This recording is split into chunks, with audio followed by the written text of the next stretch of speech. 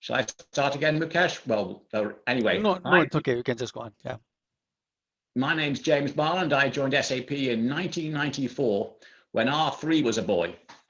So my first job was as an ABAP consultant. So if you still, I can still remember some of those old ABAP terms. So don't get me going on that, but I do remember taking BC 100, the Introduction to ABAP class. Fortunately, I don't do too much of that anymore. Many talk to CPOs about what's happening in procurement. I also famously don't like slides. So let me sketch out for you a couple of things. So first of all, I'm going to sketch out for you really how we all fit together in the SAP world. So the latest positioning from SAP really has 3 layers to it. And so I'll keep things nice and simple because sometimes at SAP, we make things a bit more complicated. So if you imagine that at SAP, we have in this area, we have a series of applications. And we have maybe someone go on mute there, that'd be great. And we have 3 types of applications, right? So, yep, so we have cloud, and these are lines of business applications. We have core, which of course is S4 these days. And then we have industry. So we start to have applications that are specific for different industries that we have at SAP. So those are the applications that we have at SAP. We're well known for our applications. But below that, we have, of course, our technology. Oops, that's a bit thick there. So below that, in our technology stack, we have technology. And there's several ways that we can explain this, but so we have technology here. And I'm just going to use the general term that we now use, SAP, for the fundamental stack that we have here, which is the business. Oops, I need to do that. Try again. The business technology platform. And the key thing here I'd like to say about our approach is it's an open platform. Okay, so it's SAP in the old days was a little hard to get information into and out of. Now much more open with cloud platform being the fundamental integration technology. But one of the things about this, the way I've drawn this is the new diagram from Christian Klein at the top, and that's why I call this particular whiteboard, by the way, the hamburger, because at the top of everything we have the idea of connections. And one of the things we've learned recently is enterprises need to be connected to other enterprises, which is why we call this at the top here the business network. And so here we have, if you like, a network connections to other businesses. So the business network sits on top here. And who do we connect to? Well, we need to be able to connect to customers.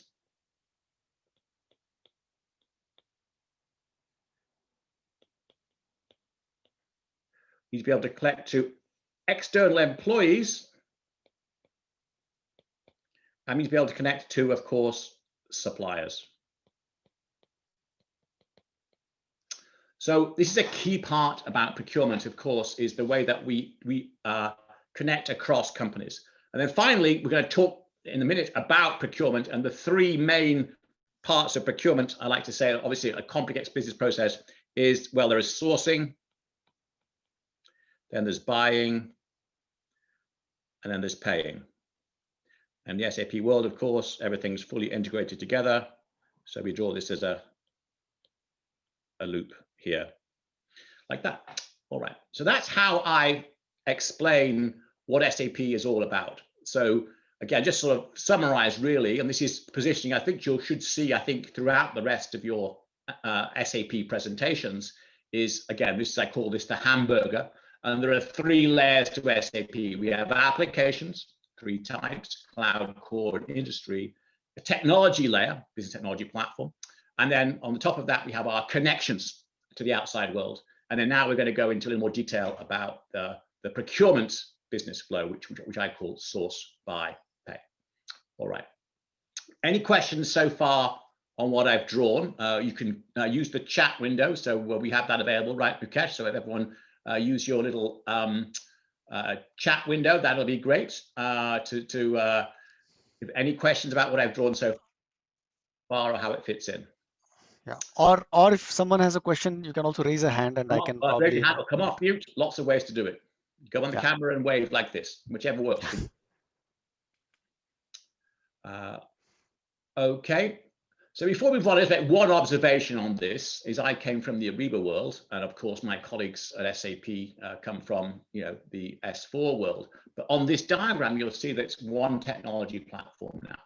So what was previously written in Ariba or Fieldglass, which of course were acquired companies with their own technology stack, is now being redone onto the business technology platform. So that means things like Fiori, it means cloud platform, it means the protocols that we use at SAP for security, for localization, all that kind of stuff that's all built into the business technology platform are now common, whether you are talking about Ariba or Fieldglass or Hybris or anything else, quite frankly. So that's a great step forward for us who have to support SAP as this technology platform is the same. All right, so now we've seen a little bit about how this fits in. I'm going to switch gears a little bit and talk about what customers are saying about procurement. So let me just go on to that here. All right, so I call this next generation procurement. And the way I explain this again, I hate slides. So again, using my whiteboard here. So the first comment really is about this importance of the network. And that's why it's so exciting that Christian Klein has been talking about it. In fact, he has a blog about this on LinkedIn on yesterday, I think, about how business networks are the key. So one of our leaders in APJ, Scott Russell, said that a network business is a resilient business. So think about that for a minute. We're all living through the challenges of the pandemic, and different people are responding in different ways, different countries responding in different ways. By the way, top news from England today, we gave our first vaccine at 7 o'clock this morning. So they're saying it's V-Day. Our first population was vaccinated this morning. Just one person so far, but hey, where's the start? So we're all learning about how to work in this new environment, and customers are also finding their supply chains are affected. And so this concept of one way to overcome that is to have a networked business. So if you are a business that speaks digitally to your suppliers and your customers, you are naturally more resilient to changes in demand, employees affected, contractors affected, and so on, because you have more options. So that's a key comment there from Scott Russell. Networked business is a resilient business. All right, so when I draw this out here, I start off on the left, and that's when we're going to talk about what are the challenges that we see in procurement. And so the first is, this I just mentioned, supply chains are under pressure. We've all seen this in the last 6 months. I mean, did you have a run on toilet paper? No, we did, right? And suddenly everyone's talking about supply chain. I go to the supermarket and people are actually using the word supply chain, where they never used to do that. They never used to worry about how things showed up at the supermarket. And now everyone's talking about it because logistic networks, they're under strain. Raw materials are being diverted into other products, and supplier factories may not be working at full capacity. I actually spoke to a company about this earlier on in the year, and they had this very interesting insight. And they said, well, James, it's kind of like an iceberg. So what do you mean it's like an iceberg? Well, an iceberg, you can see the part above the water, but that's only 1/10 of an iceberg's volume above the water. 9/10 of it's below the water, and it's really hard to see. Maybe you can see it if it's clear weather, but if it's stormy weather, you can't. And that's true with supply chains. Okay, you can see one level of the supply chain, but you can't see the supplier's supplier. You can't see how he's getting his raw material. You can't see how his access to labor. You don't know what his workers are going through. And so this ability to have more visibility beyond what's just above the waterline, I think is really important. And one last thing on this little metaphor of the iceberg is, we've all seen the movie Titanic, right? Yeah, but which part of the iceberg was it that sank the Titanic? Yeah, the part below the water. Okay, so the thing that causes companies trouble is not what they know from their suppliers. It's what's beyond that. What are the suppliers experiencing? So that's obviously very important, top of mind for many companies, right? Being able to have access to a resilient supply chain. But at the same time, consumers are not giving customers an easy time, right? So they still need access to innovation. Customers still want innovative products, and they still product life cycles are still compressed. In high tech, we all know that there's a new iPhone out. There's always a new iPhone out. There's a new gadget out for Christmas. There's always a new gadget for Christmas. Kids want new trainers. They want new shoes. People want new fashion items. So consumer life cycles are getting smaller, but the innovation, and this is the key part of this, innovation comes from suppliers mainly. And this is kind of strange, right? You might have thought that Apple had a bunch of Apple technical people designing screens, they don't, right? The innovations for screens are done by a supplier. The Gorilla Glass, which is the glass they use for the touch sensitive, developed by a supplier. Nespresso, right? They have a great business model because they take coffee and charge like 100 times more for it by putting it in an aluminium capsule. Great business model. Wasn't their invention. Supplier came up with that idea. I spoke with Ford, spoke with the CPO of Ford, what's her name? Lisa. And she said that 60% of the innovation of a motor vehicle these days comes from suppliers. Okay. So being able to have access to that is critical. And so you need to have good relations with your suppliers. You need to understand what they do. And this kind of gets into the key part about SAP. If someone asks me, so what's SAP all about at the highest level? So when I just drew this this picture here, what's SAP about at the highest level? And I sometimes say, well, it's about having employees, having people do interesting things and have machines do boring things. That's actually quite insightful. I'll say it again. So we want to have people do interesting things and have machines do boring things. And so all of our efforts about automation and about machine learning is to allow our employees who are skilled and expensive to do interesting work where there's value add. So in procurement, that would be things like researching new suppliers, coming up with new ways to communicate with suppliers, auditing suppliers, working with them on innovations, not pounding through spreadsheets of RFPs, not running mindless surveys and copying information from one system to another. So everything with SAP is about automating boring tasks. So things like RPA come in there as well. Okay, so that's access to innovation. Another thing I've been talking to CPOs about is this idea of the changing nature of work. Speak about my father. My father, he's old now, he's 85, but he worked for one company his whole life, worked for IBM his whole life, right? Came out of college, went in there, and then he retired. Now, people don't do that anymore. My daughter's on her third job already.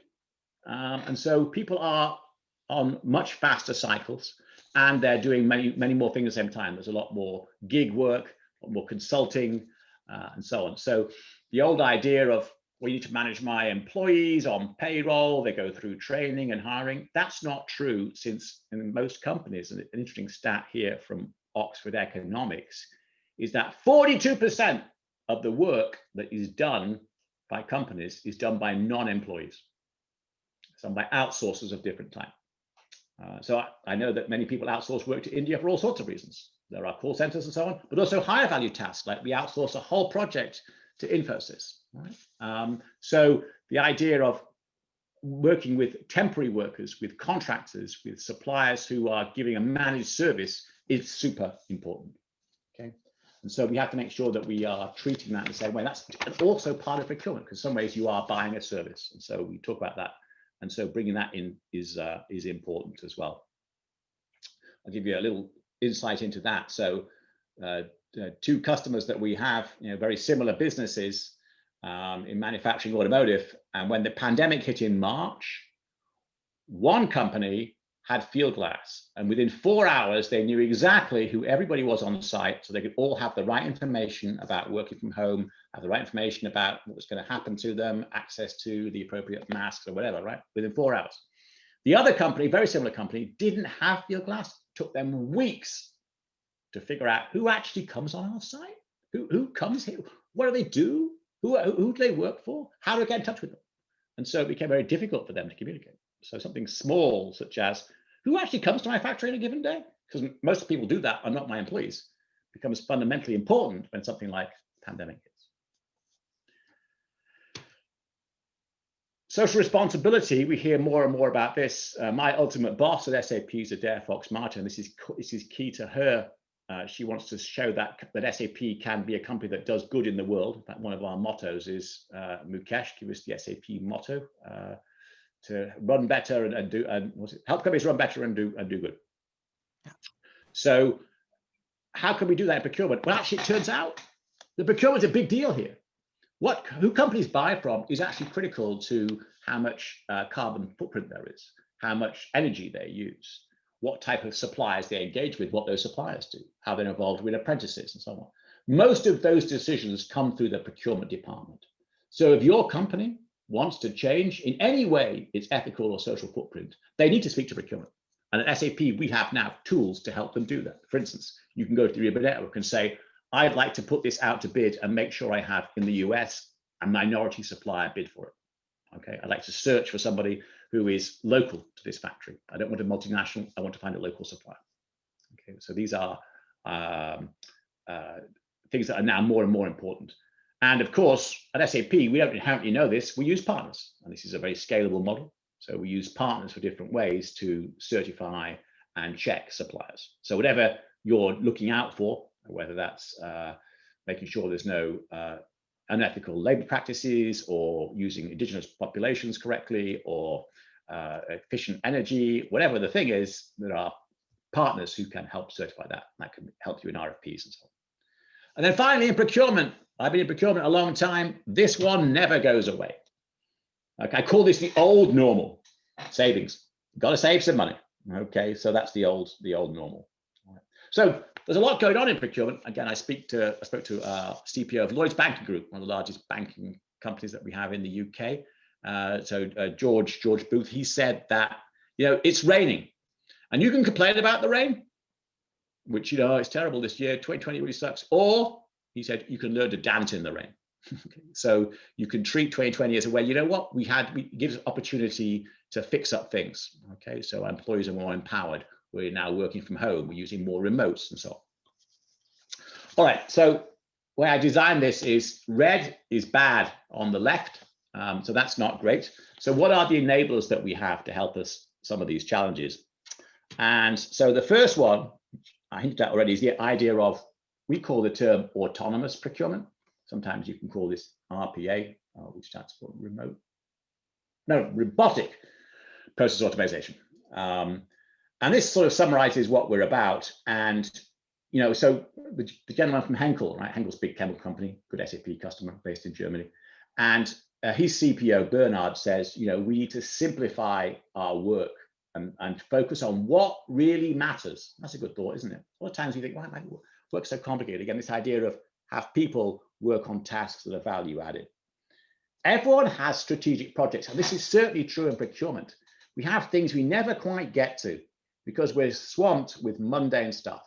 So if we can have that put off to one side, then there are projects that we could get to, such as finding new suppliers or finding ethical ways to do business or getting more innovations from suppliers. So autonomous procurement is about freeing up the capacity of people.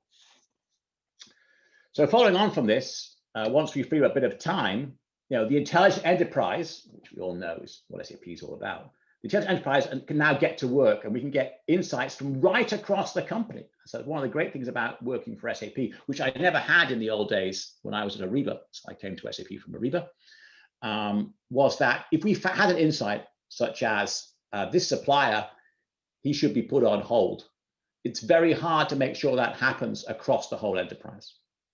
But with the intelligent enterprise, it is possible. So it gives the opportunity to see patterns, say, in your sales data or your inventory levels or your cash management and use that to drive activity in procurement. That's one of the great things about S4. S4 has analytics in the context of the transaction. So in the old days, again, my old days of R3, you came out of R3, you cranked up the business warehouse, you waited some time, and then you did some analysis, and then you kind of forgot why you were in there in the first place. You're supposed to go back to R3 and kind of do some. That's not how S4 works. S4 has analysis in context with the transaction. And so if I see something, I now have the tools to be able to act on it straight away. Sometimes we call this the insight to action lag. So having seen an insight, how quickly can I act on it? Hey, my customers are buying more of this. That's great. Well, I gotta make some more. Well, how quickly can I get that done? It's no good having the insight that customers are buying it more if I only have one factory and he's maxed out. So a more collaborative approach would, anyway, you can imagine the story. But this idea of insight to action, I think, is important. Again, it's another big theme of SAP.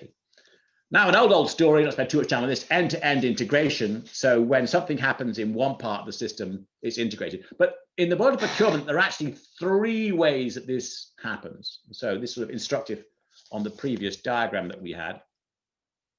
So integration is a big deal where we talk about integration between these, okay, between our own stuff, all right? So that does the supplier master in Ariba, the cloud application, work with the supplier master in S4, okay? And yes, we're moving much more towards that. So this one technology platform means that the cloud and the core work better together. And even for customers, shock horror, that have non-SAP backends, I know, it grieves me as well, but there are some out there. The ability to have integration to their ERPs is something that we are working a lot with partners on. So that's one type of integration. The second type of integration is across the flow here, source by pay. I often draw this picture and I say, you know what? The most important parts of this diagram are actually here. They're actually between the chevrons, as I say here, okay? So when I create a sourcing event and I award a contract, can I immediately buy from that? Otherwise, it's kind of a waste of time, right? I'm doing all these great contracts and no one knows. That's like the old days of paper, when the only guy in procurement knew who the approved supplier was. He had a filing cabinet full of contracts and nobody else knew. That's not good. And the reverse problem is that people are buying over here from things that aren't sourced. Okay, so whenever you draw, this is a nice little tip, whenever you draw chevrons in SAP world, always say the most important part is the space between the chevrons. Okay, how well things integrated like that. That's 2. Okay, so one is to ERPs and one is here. And there's a third super important type of integration. Yeah, to the suppliers. Right, I've got to integrate those guys too. Right, they have machines. I know they have computers. So why don't we integrate directly to them? Okay, and this is the great idea of integration. So integration in 3 ways is the goal, right? To the ERP, across the end-to-end, and then out to the suppliers.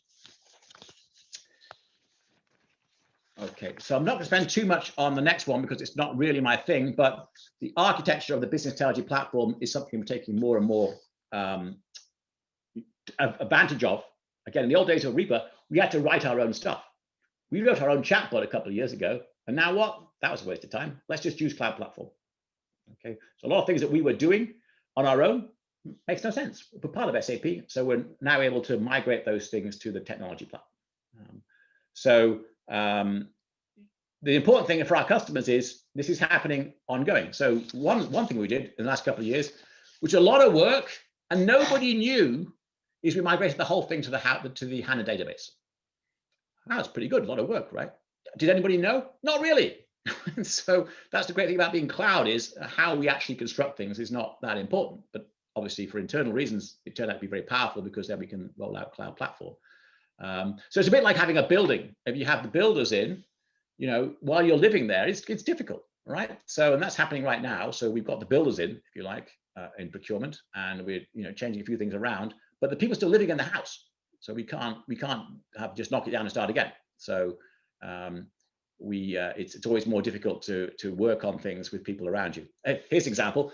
So in Britain, you may remember we have a beautiful Houses of Parliament building. It's in central London. It's actually really falling down and full of mice. Wow, like that's not great. Well, talk about we need to renovate it then. All right. Well, if everybody moves out, then they could renovate it in, I don't know, 3 years. Right? It's good. But if people have to stay in it, it takes 7 years. Because it's just harder. And that's where we are with our procurement system. People still have to live in it. So we're making these changes around people running it. Welcome to the world of cloud. Right? We have thousands of customers using our system every day, and we're re-architecting it as they're living in it.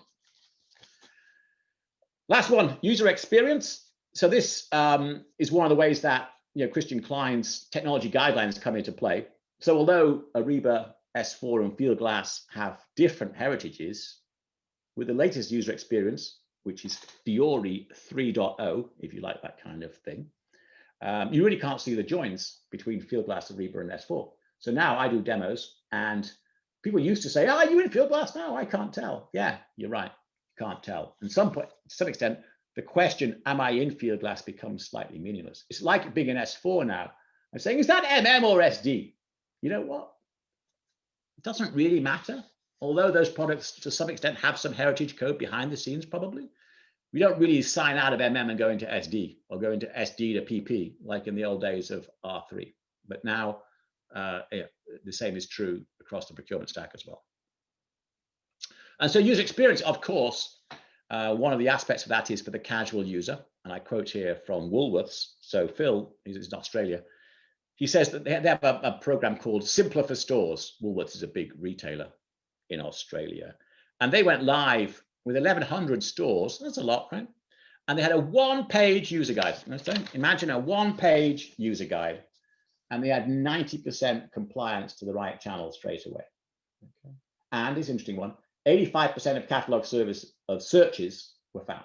Right? So when people typed in, 85% of the time, they were finding the right supplier, which is pretty good. Right? So that means that just a one-page user guide, all the stores are buying their goods not for retail stuff like signage and security and cash registers and freezers, whatever else they buy, all with 1,100 stores with one-page user guide.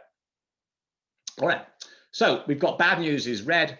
We've got the enablers is black. So let's have some good news. So what are we seeing? That's in green. So what are the business outcomes?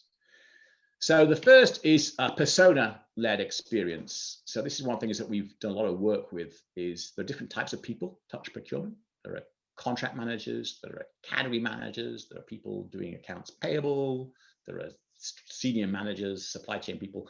They all want to do something slightly different. So we are building persona-led experiences. So we're actually looking at a single use case. So in the oil and gas space, for instance, we've got a whole set of data around a maintenance engineer, somebody who goes out to an oil well and looks at some kind of drill and has to assess it and look at the parts and do a test and maybe run a maintenance something or other and bring in an engineer, all those kind of things.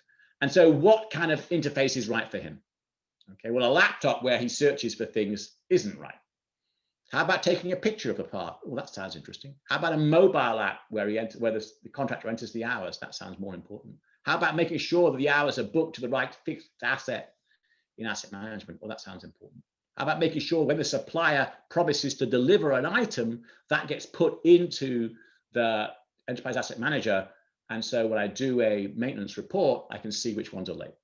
So the business outcome here in this example is make sure the oil head keeps running. So we're trying to build things, what we call persona-led, which is what business outcome do we want? So that's kind of interesting that we have there.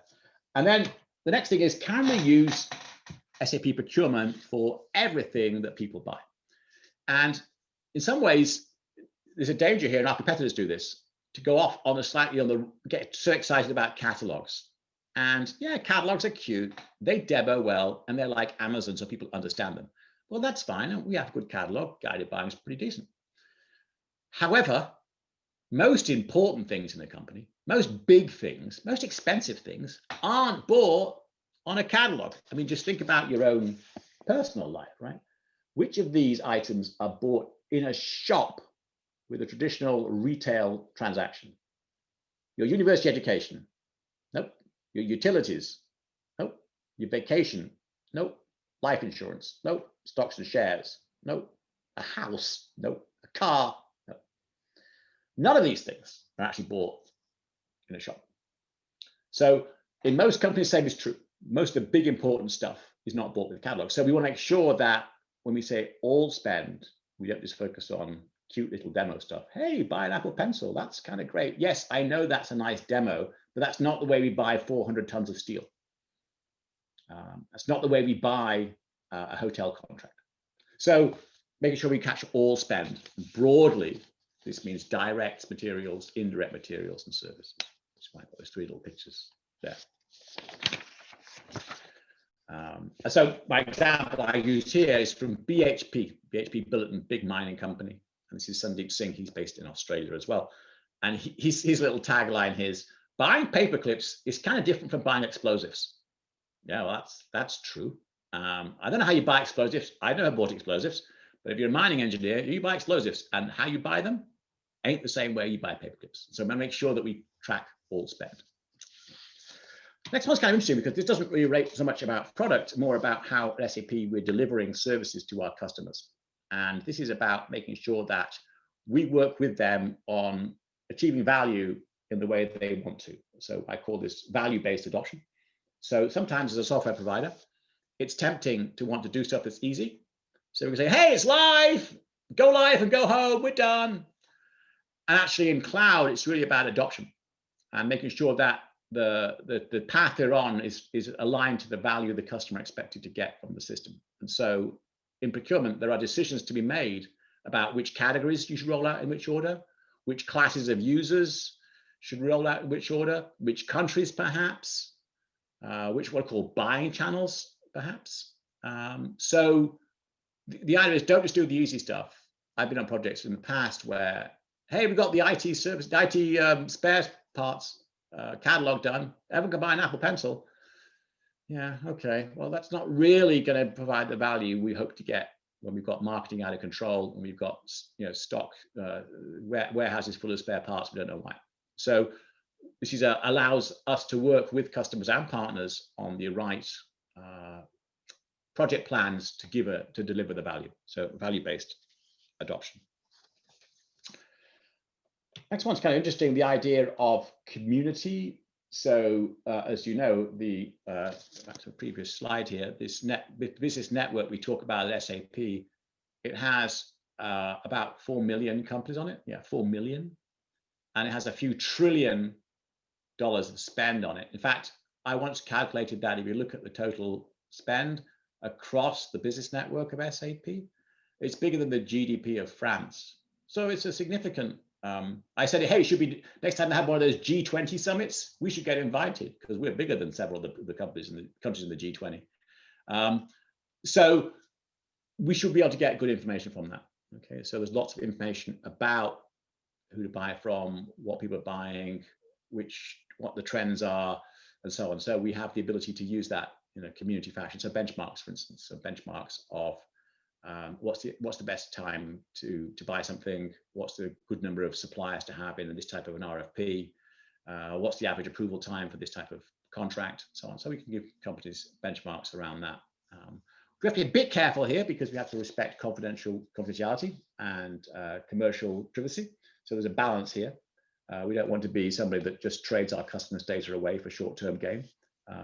So we want to make sure that we respect our customers' data. We're a cloud provider, and they expect that of SAP. One thing that we see here is the ability to use Qualtrics to ask people about things. So that's an interesting way that we can get community more experience management. They find the spend better that follows on from social responsibility. So the observation that we make here is actually procurement is the way to actually change things in the world. So many companies have social responsibility programs, and they're quite small, quite frankly, compared to even say indirect procurement. And our analysis of one of our groups says that actually it's 100 times bigger. So what companies are already spending on indirect procurement is 100 times bigger than what they're spending on their social programs.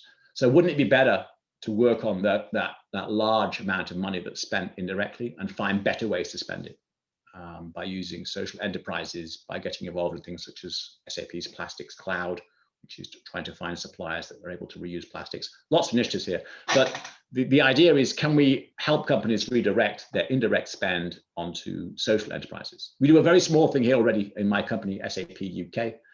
We changed the provider of our snacks in the office to use a local fruit company that works with local farmers to have fruit provided directly. So we don't use the big multinational food providers for that. Okay, so a very small example, but it's certainly employees like to get involved in things like that. Okay, so that's the spend better. How can we help companies do that? Okay, so just what are we actually doing? So some work streams that we have. So first of all, I think it's really important that we identify that SAP is now very much about the ecosystem. So you see this already, but with a series of APIs, but also programs to support people who want to write things, hackathons, different SAP.io initiatives, and so on.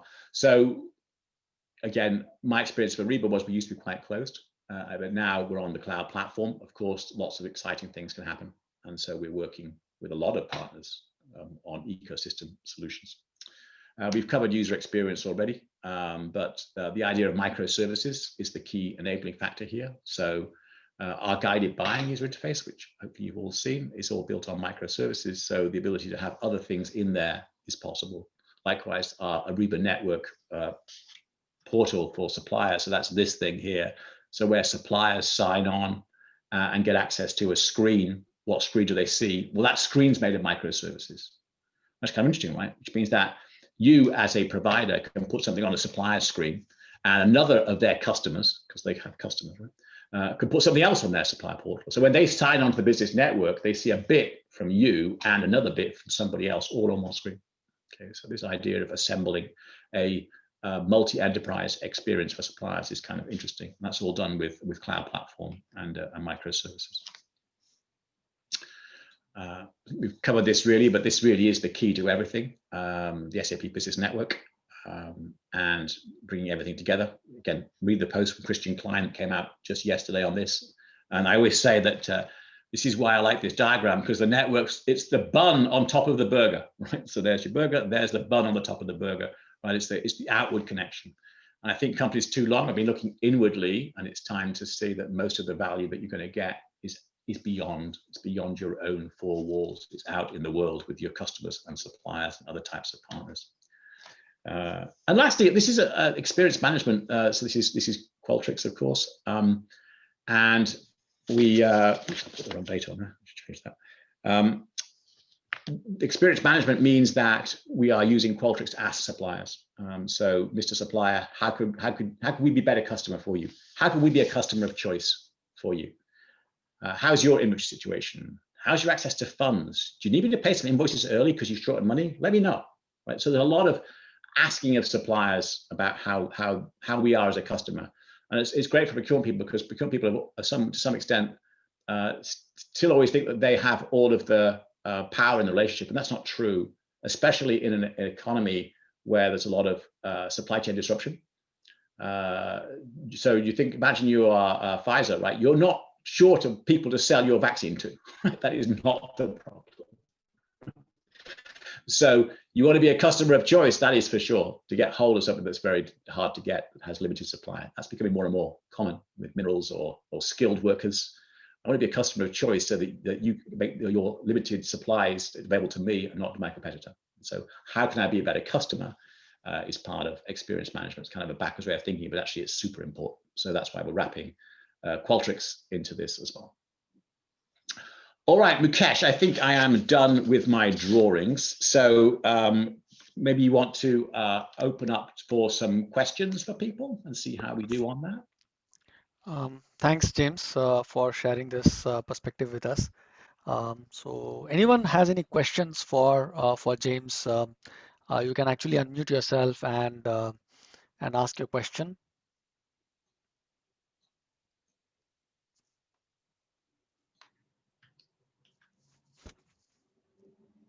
So I have a question, James, just to kick things off from that perspective. So you spoke about the persona-led experience, right? So one of the things, this is something which is important. And how far are we in realizing this vision in terms of the products and functionality currently in the product itself? Okay, so that's a fair comment. So the one that's probably most advanced here is the idea of a maintenance engineer out in the field. Okay, so maintenance. So we're working, a lot of this, Mukesh, breaks down to individual industries. So we're working with our industry cloud groups on identifying what are the key stakeholders and what do they do. So we're working, for instance, with Accenture on some things around that for maintenance of oil and gas, but also We have historically some acquisitions around field ticketing that I think come in there as well. So it's a bit more like that. So obviously the traditional personas that we've had would have been people like the CPO, shared services. So shared services are people who do a lot of things to help documents move through the system. You could say, well, they shouldn't be doing this if the system worked properly, but you know what, people still have shared services. So we have something called procurement operations desk, which is being rolled out for shared services people. So that's another example. Then we have category management dashboards as well. So that's probably another one. So shared services person in here, and then category management is probably the other one. Okay, so those are the kind of personas we've worked out. Okay, thanks, thanks, James. Anyone else questions for James? It need not be just about SAP procurement, but also about procurement in general as well.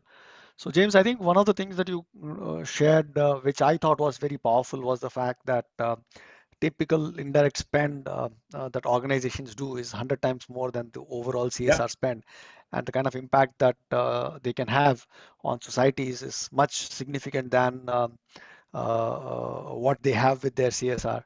So do you already see this happening? Where does SAP sit? What do you see from a global point of view, the adoption of this? So that's a good question, Mukesh. So different interests in different countries have different priorities here. So for instance, in Australia, they do a lot of work around indigenous population.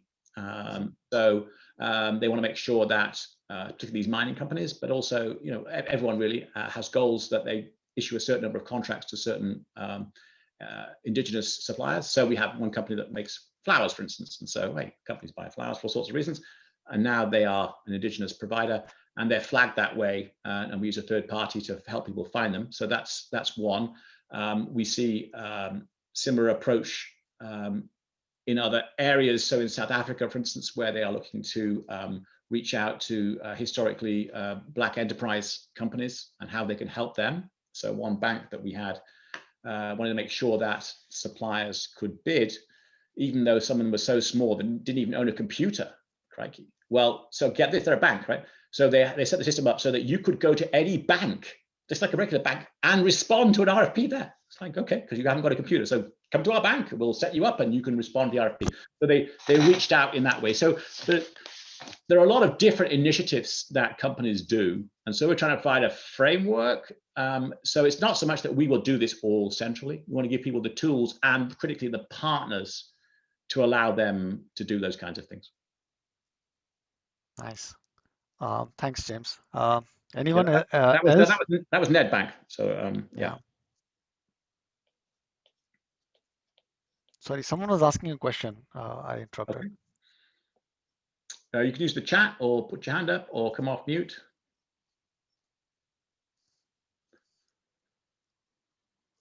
Any questions? Let me go back to gallery view so that I can see if there is someone who was asking any questions. So far there don't seem to be any questions. So let's just give another 30 seconds for people to think if they have any questions. Okay. Otherwise, we would like to conclude here. Okay. Always sign your work. Today is the 8th. Okay. Okay. So looks like there are no questions, James. There are only two instances where I believe there are no questions. One is when people have understood everything that you've said, and second is let's not go back. Let's not yeah. So I think I would like to thank you for your time and sharing your insights and perspectives with us. I'm sure this is valuable for everyone who attended the call and all those people who will actually view the recordings at a later point in time. So okay, on behalf of INDUS, yeah. Right. Thank you so much. On behalf of INDUS, I'd like to take this time to thank you. I also see Prakash. Prakash, are you on call? Can you unmute yourself and maybe quickly say a couple of words? He's one of our board members and is a CIO at EPL Limited. Great. Prakash?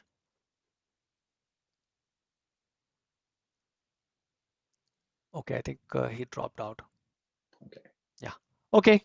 Thank you so much, James. Everybody. Good to see everybody. And thanks for your all up, Mukesh and everyone. Thank you so much, James. Yeah. Take care. Bye. Bye-bye.